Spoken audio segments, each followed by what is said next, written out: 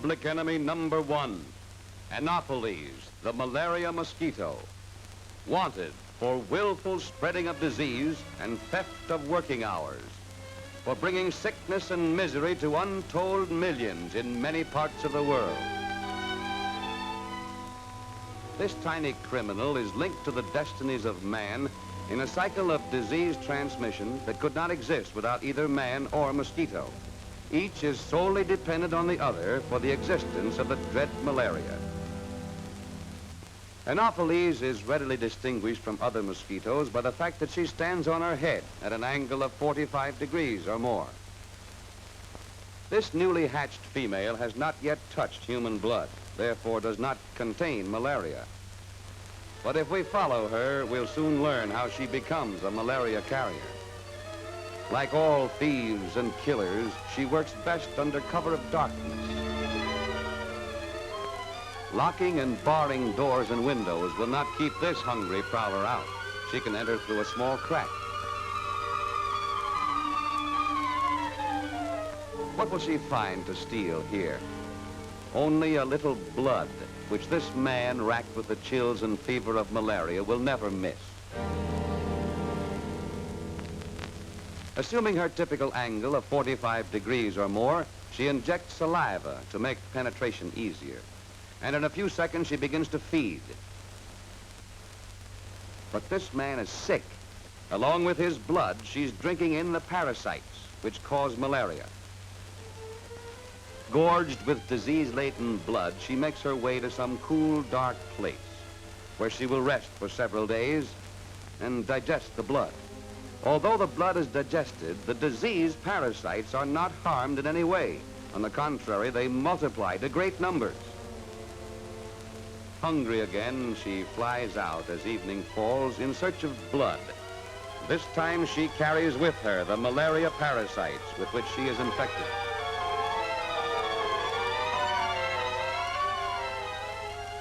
Enjoying the peace and plenty of the home he's worked so hard to build, this man is healthy and happy. Little does he suspect he's to be the victim of this bloodthirsty vampire. Again, saliva is injected to make penetration easy, but this time the saliva contains malaria parasites which enter the bloodstream. She dines on healthy blood and in payment leaves the chills and fever of malaria. In all probability, this man will not die, but neither will he truly be alive, for he'll be continually in poor health, unable to work and keep up his farm. Slowly he will lose all he has worked for.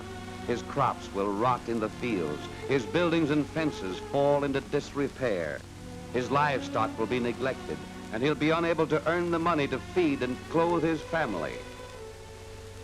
Multiply this man's tragedy by numberless cases all over the world, and we have millions of dollars lost, as well as untold misery for the victims. And all because of this tiny criminal, which has assumed the proportions of a monster.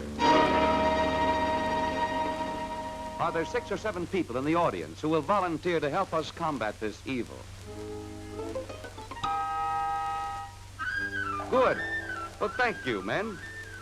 But before we can attack the enemy, there are certain facts we must know. The first and all-important fact is this. The anopheles mosquito must have water to lay her eggs in. These eggs float about and soon hatch into larvae or wigglers, which lie parallel to the surface where they feed and breathe. In this larva stage, the mosquito is easy to control. After 7 to 10 days, the larva becomes a pupa or tumbler and can still be controlled. But once she emerges from the pupa as an adult, she can slip through our fingers and become a menace to human life within a mile of her birthplace. All right, men, now we can begin to fight.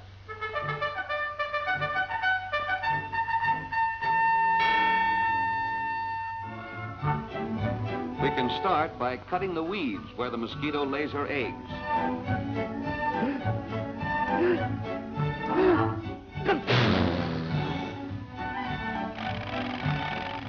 This makes it easy for the fish to get in and eat the wigglers. Spraying oil on the water is a sure way of killing mosquito larvae of all kinds. The oil enters the breathing tube and promptly kills the wiggler.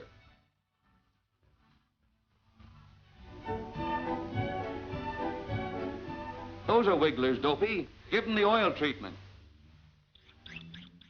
That'll kill them. Dusting with Paris green is an effective way of killing wigglers and is economical for covering large areas of water. A thin film of Paris green is strong enough to kill the wigglers without poisoning the fish. Mosquitoes must have water to breed in. These pools will always be a menace to our health unless we drain the water away. There's one way of doing it. Even this hollow stump can harbor mosquito larvae.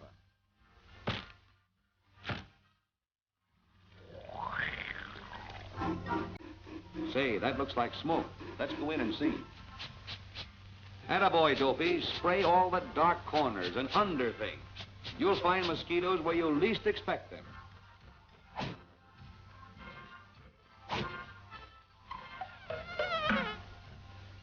Yes, we've got to kill every one in the house.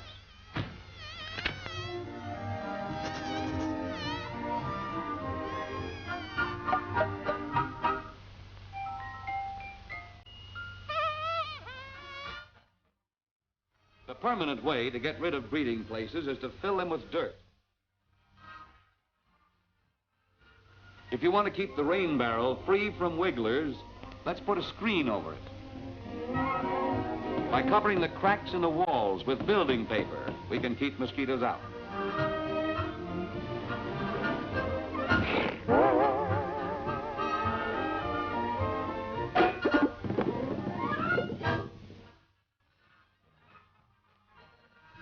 Anything that holds water for a few days is a likely breeding place for mosquitoes, and we can't afford to take any chances. So we're going to bury these cans.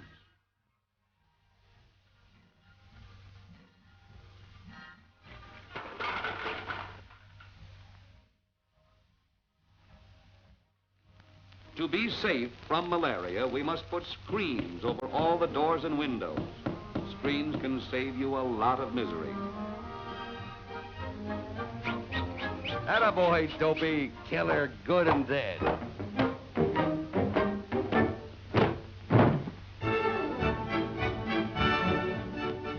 To avoid being bitten by anopheles, we must put netting over the beds.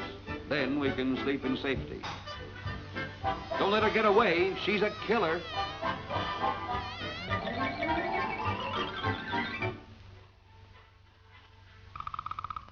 Yes, even the small cracks in the floor must be sealed.